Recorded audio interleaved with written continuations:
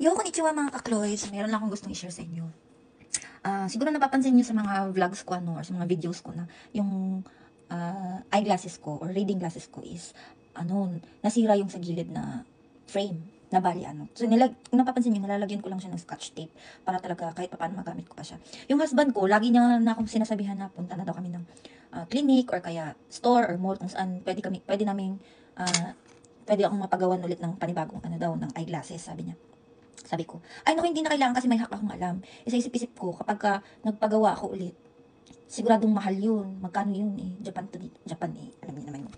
Ang daming bayar niya yun. So, naawa ako sa husband ko since unemployed ako eh, nandito lang sa bahay, wala akong trabaho.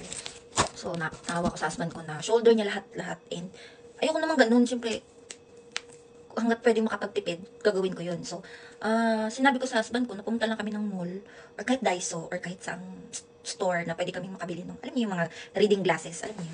Kasi naisip ko na ito na hack para malaki yung ma-save ko. And tsaka, ito kasing glasses ko is glasses ko na napagawa ko sa Pilipinas is bagong-bago pa to. And ayoko siyang palitan kasi ayoko namang, alam naman natin yearly talaga siguro nag-upgrade yung grade ng eyes natin, di ba? No?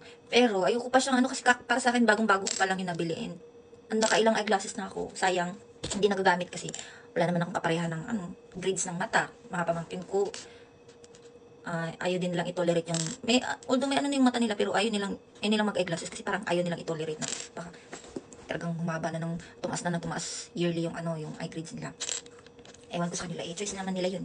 Ang sa akin, ayoko pa siyang palitan yung eyeglasses na pinagawa ko sa Pinas kasi mahal eh. And sayang, kung hindi na siya magagamit. So, sinabi ko sa husband ko, punta kami ng store kung saan kami pwede makabili ng mga reading glasses. So, punta kami ng Daiso kanina. And ito yun, ito napapakita ko sa inyo.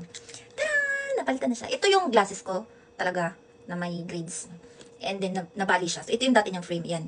May ebidensya pa ng scotch tape yan. Nakadikit pa nga yung scotch tape. So, bumili kami, nagpasama ko kanina kay husband sa Daiso. Yan.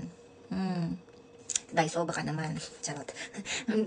Ay, i-share ko na lang din sa inyo, baka kasi save tayo ng problem, and then, pinagpipray ko na lang talaga na sana magkasya yung frame ng bagong eyeglass na reading glasses na binili ko dito sa eyeglasses ko, sa lumang eyeglasses ko. Pinagpray ko lang talaga. And alam niyo ba, hindi siya nagkasya. Ginawan ko na lang talaga ng paraan para magkasya. So, yun, kanina nakabili kami ng reading glasses sa Daiso. Ayan, kita nyo. Ito yung eye grades niya. Sorry for the finger. Yan. Tinanggalan ko siya ng frame. Frame ba yung tawag? Ito yata yung frame. Ewan ko kung term nila dito. Okay na lang. Comment na lang kayo kung anong term dito, please. So, tinanggal ko siya. Kinalit ko dito. Ito pa nga yung mga proof ko sa Yan. Proof ko sa mga ginamit ko.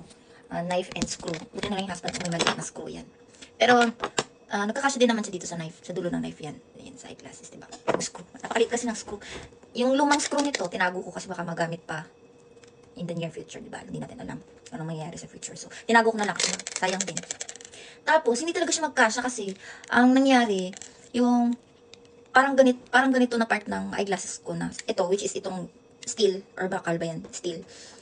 Stainless steel is maliit compared sa steel itong frame ng Daiso na reading glasses. So, ginawa ko, yung parang steel ng eyeglasses ko, binukaka ko ng ganun gamit to. Ay, buti naman sumunod. Pinagpipilit kong ikasya to, itong panibagong frame ng Daiso. Reading glasses ng Daiso.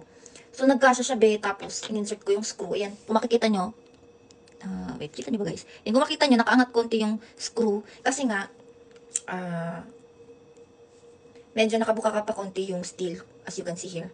So, ginawa ko na lang, ginanyan ko, tapos, pinilit kong idiin yung steel na part para mag-close siya. Yung dating nakabuka ka, para kahit pa paano ma-straighten siya. So, nagkasya yung screw. And ito na siya ngayon, guys. Yan. Sabi ko, ganyan-ganyan ako sa asawa ko. Tawa ng tawa yung husband ko, sabi niya, manghang-mangha siya, be. Oh, yan, ganda points na naman. Masyado na naman in love si husband sa akin. Kasi sabi niya, napaka-resourceful ko daw. Siyempre, Pilipina tayo, be. Gagawin natin yun ng paraan. Charot, di ba? Taas ng confidence. Baka sabihin niyo, kapal naman ng mukhs nito. Taas ng kumpiyansa sa sarili. Well, anyway, mga kakloys, share ko lang to sa inyo kasi baka magkapares tayo ng problem and ayaw nyong mapagastos. And ang laki talagang nang na-save ko dito kasi magkano lang naman yung nabili namin reading glasses sa Daiso. Nakalimutan ko magkano price nito guys. Hindi ko na chinek. Kasi basta kay bunot na lang ako. And para kami makauwi na kaagad kasi parang alam niyo yun, yung dahil sa pagiging sobrang taong bahay ko, parang mabilis na lang ako mahilo kapag nasa labas ako at saka madaming tao, ganun. Kaya, as much as possible, ayokong magtagal masyado sa labas. Gusto kong makauwi kagad sa bahay. So, yun. Thankful ako dahil napalitan ko na yung... So, ito, itatago ko pa din to kasi sayang naman. And, hindi ko sure kung akma ba yung grade sa akin. For sure, hindi talaga akma, pero kahit pa paano siguro naman, magkakasya siya. Kasi, may suot kasi ang contact lens, yung, clear or colorless na, transparent na contact lens.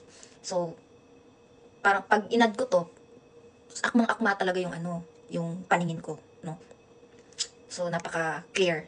Crystal clear talaga yung paningin ko pag pinagsabay ko siya. Kahit may suot akong contact lens, tas ito, ganyan. So, sayang din, baka magamit to in the near future. Who knows, diba? So, itatago na lang natin, guys.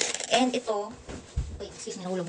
I'm so grateful. So, yan, ulit-ulit ako dito, be. Basta, be, mga be, kung same tayo ng problem, bilhin na lang kayo ng ganito sa Daiso. Pero, para hindi kayo magkamali sa size at sigurado talagang magkakasya siya, dalhin niyo talaga yung luma niyang glasses para mapag-compare niyo dun sa panibagong plan niyo na ipalit na frame na. Yan. Sigurado madaming, siguro, huwag kayong magalit sa akin, ha. Life hacks lang to, be. Share ko lang kasi sharing is caring. Para hindi na kayo mapamahal ng gasto. Yun naman, sobrang taas ng cost of living. Ang mahal mabuhay. My God, daming bayarin, daming mahal ng bilihin. So, at least man lang nakatulong ako sa inyo sa pag-share ko ng ganito. Yan. Ganda, di ba? Yan. Ito yung nabili ko sa Dyson frame. Tadaan! Oh, ano ba yan? Hindi na kayo makakapanood nito lagi sa mga video ko na may scotch tape pa. So, yun lang mga kakloys. Thank you for watching. See you in my next vlog. Johnny!